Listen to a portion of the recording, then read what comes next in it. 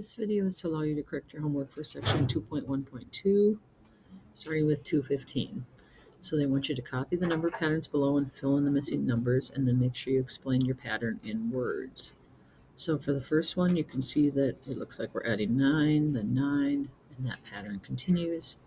So the missing values would be 50, 59, and 68, and the pattern would be explained by saying that we're adding 9 to the previous term. For this one, we are multiplying by 2. And again, that means the missing numbers would be 96, 192, 384. And we're multiplying the previous term by 2, or doubling it, if you want to put it that way. Here, she's recording her data in this histogram. And by the way, they should have had a title on this. But they want to know how many classmates were surveyed. So I'd want to see how you got that information. So there was 2 plus 3 plus 5 plus 5 plus 1. So don't just put 16, show how you got that. And then how many classmates have 8 or 9 people at home for dinner? Well, remember, this bar is representing 8 or 9. Even though it looks like it's 8 to 10, it's really 8 up to just prior to 10. Like this one would be 2 and 3 because it's just short of 4. So the ones that have 8 or 9 would be just the one person. And can you tell which is the most common number of people at home for dinner? Why or why not? We really can't tell exact values. We can only tell intervals. So for example, we can see that 4 or 5 and 6 and 7 have high amounts, but we don't know if it's exactly 6 or exactly 5.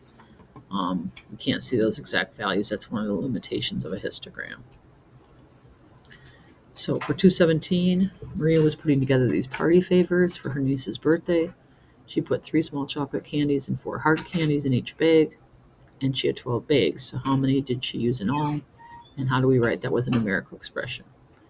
So it would be 84 candies, and the numerical expression would be 12 times the quantity 3 plus 4. Because there's 3 small chocolate candies, the 4 hard candies, the sum of those, and then multiplied by 12 would be the numerical expression. How many different rectangles can you draw with an area of 28? What's the perimeter of each? And again, it says that you need to show your work.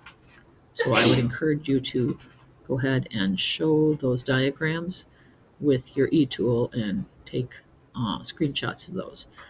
So there are 3 different ones. A 1 by 28, which is going to have a perimeter of 58 because it's 28 plus 28 plus 1 plus 1.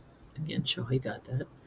A 2 by 14, which would have a perimeter of 32 because it would be 14 plus 14 plus 2 plus 2. And then a 4 by 7, which has a perimeter of 22. 7 plus 7 plus 4 plus 4. For 219, she paid $50 for this bicycle, sold it to the neighbor for $60, bought it back and paid $70, sold it again for $80. How much money did she make or lose overall?